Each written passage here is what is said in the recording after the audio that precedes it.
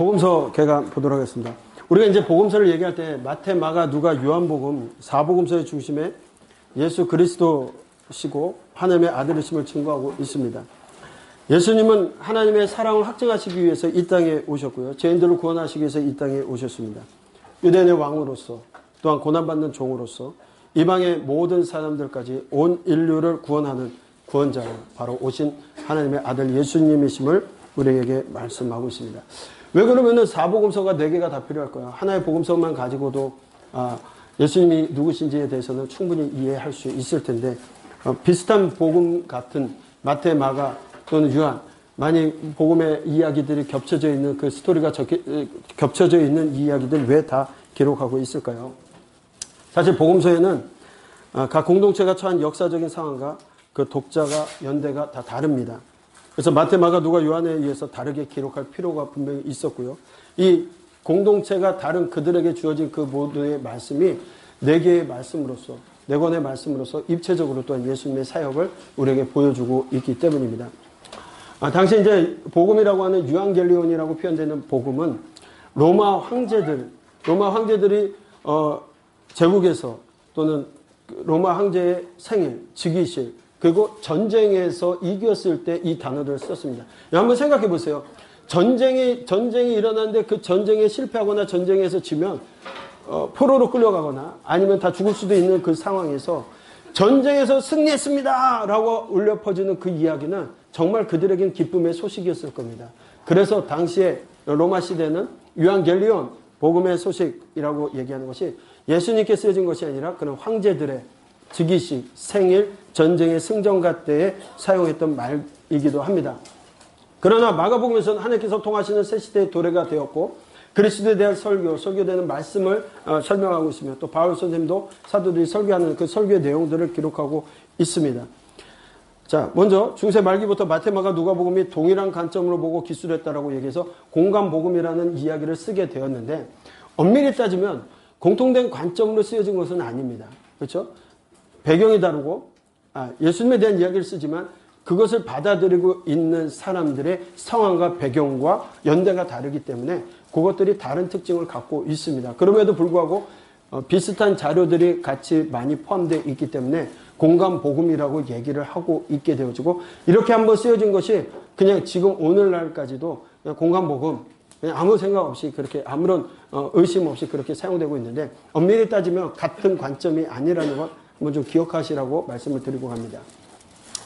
또한 이제 요한복음 같은 경우에는 그런 모든 내용들이 자료가 좀 다르기 때문에 제4복음서라고 포함을 시켜서 공간복음과 제4복음서라는 표현을 사용했었다라고 정도만 생각하시면 좋겠고요. 유동성 비슷한 점들이 얼만큼 많냐 했을 때 이렇게 마태복음에는 마태, 마가, 누가, 요한복음의 자료들이 이만큼 사용됐고요. 마가도 마태의 자료가 굉장히 많이 사용이 되었죠. 그 다음에 누가도 그 정도인데 요한복음만 거의 요한복음의 특수한 자료들을 가지고 사용하고 있다라고 보기 때문에 그렇습니다. 그래서 4복음서의 유동점을 볼 때 하나가 많이 틀리기 때문에 4복음서라고 하고 이 나머지를 갖다 공간복음이라고 그렇게 표현을 했다라는 거 기억하시면 좋을 것 같고요. 알렉산드리아 클레멘트라든가 이레니우스나 오리겐 같은 경우에도 이 모든 것들을 기록 순서들을 설명하고 있는데 저희는 이제 마가 우선설, 마태 우선설 다 있습니다. 근데 오늘 많은 학자들은 마가 우선설을 중요하게 생각하고 있고요. 저희 또한 마가 우선설을 근거로 해서 설명을 해 나가게 될 겁니다. 내용은 여러분들 책을 참조하셔서 보시면 좋을 것 같습니다. 네. 여러분들 또 이제 되어질 게 아마 그 배경사에서 얘기되어졌을 때 예수님이 오시고 나서 그리스도의 그 공동체가 생겨지게 됩니다. 그러니까 유대인들이 처음에 이제 예수님이 오실 당시에 여러 분파들이 존재했고 그 분파들이 존재했던 것처럼 예수님을 믿기 시작한 예수님의 초기 공동체 안에도 서로 다른 공동체들이 있었습니다. 유대 그리스도인으로서 기독교인이 된 사람들이 있었고요. 헬라파 그리스도인으로서 기독교인이 된 사람이 있었고 이방 그리스도인이 있었고 사마리아 그리스도인들 등 그리스도 공동체도 다양한 공동체가 존재했다라는 거 보시고 그런 모든 것들이 상황이 박해라든가 아니면은 정치적 도구 뭐 이렇게 로마 제국의 도로마 헬라어 또 그 문명을 그리스어나 아람어나 헬라어로 이제 바꿔나가는 그런 상황 속에서 여러 가지 그 배경적인 것들을 가지고서 기록이 되었다라는 거 기억하시면 좋겠습니다. 그래서 유대 그리스도인으로 표현되어 있는 사람들, 헬라파 그리스도인, 디아스포라 유대인들 중에 그리스도를 수용한 자들로서 헬라 문화권의 헬라어를 사용하는 사람들이 있었다. 그래서 스데반의 순교 이후에 많이 확산되어져 나갈 때 이 사람들이 주로 그리스도인이라는 칭호를 얻게 되는 것들이 그 사람들입니다. 이방 그리스도인들은 유대인이 아니면서 그리스도인 된 이방인들로서 고넬료 가족이라든가 누가, 디도 이런 사람들이 여기에 포함이 될 것입니다.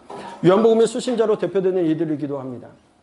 사마리아 그리스도인들은요, 나중에 보면 복음의 접촉점 가운데 예수님께서 사마리아에 오셨을 때 사마리아 여인이 나가서 복음을 증거하는 일도 있었고요. 그런 것들을 통해서 베드로와 요한도 와서 복음을 전했던 일들을 보고 거기에 공동체가 생겼을 것으로 보여지고 있습니다. 복음서의 고백은, 모든 복음서의 고백은 믿음의 선조들과 하신 약속을 기억하게 하시고 그 모든 약속을 이루셨다. 그분이 누구냐? 고난받는 종이 되셔서 죄인들의 대속을 위해서 오신 분이시다. 온 세상의 모든 사람들을 위하여 죽으셨고 사랑의 주인공으로 바로 오신 그 하나님, 예수 그리스도는 여호와 하나님이심을 말하고 있는 것이 복음서의 주된 내용들이다 말씀을 드리겠습니다. 그래서 마태, 마가, 누가복음의 비교 특성들을 보시게 되면 여러분들이 중요 포인트 가운데 우리가 말씀드리면서 성경의 성취로 예수님이 오신, 유대인들을 대상으로 성경의 성취로 오신 예수님에 대한 이야기가 마태복음에 기록이 되어져 있다라고 보고요. 그 다음에 마가복음은 그리스도인들에게 주어지는데 고난받는 종 그리스도인들에게 고난받는 종 그리스도를 말씀합니다. 자, 고난받는 종 그리스도를 누구에게 말씀할 때 가장 강력할까요? 고난받고 있는 사람들이죠. 이 그리스도인들이란 고난을 받고 있던 사람들이 대상이 될 것입니다. 누가복음은 이방인 의사 누가입니다. 유일하게 40여 명의 그 성경의 기록자 가운데 이방인으로서 기록된 사람 누가죠. 예. 의사였고요. 온 세상의 구세주 그리스도에 대해서 얘기하고 있습니다. 그 다음에 요한복음에서는 육신이 되신 말씀, 로고스라고 하는데 로고스가 말씀 또는 이성이라는 단어로 해석이 되어지기도 합니다만 성경에서는 말씀이 육신이 되었다라고 말씀하고 있습니다. 그래서 온 세상의 사람들을 위해서 오신 모든 사람들을 대상으로 기록되고 있는 것이 사복음서의 특징과 그 복음서마다의 바로 특징으로 나타나게 되는데요. 그러다 보니까 이따가 사복음서를 하나하나 참겨 나갈 때 특징이라고 해서 나타나는 것들이 있을 겁니다. 그 특징들을 좀 중심적으로 살펴보면 복음서의 특징이 구체화되고 이렇기 때문에 4개의 복음서가 존재할 수밖에 없었다라는 거 기억하시면 좋을 것 같습니다.